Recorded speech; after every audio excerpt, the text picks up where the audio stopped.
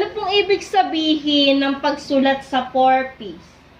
Ang ibig sabihin ng pagsulat ng Diyos sa pangalan mo sa aklat ng buhay, ang purpose ay 4 na P, daan papunta sa langit, pagsisisi, pagtalikod sa kasalanan, at pagtanggap kay Kristo.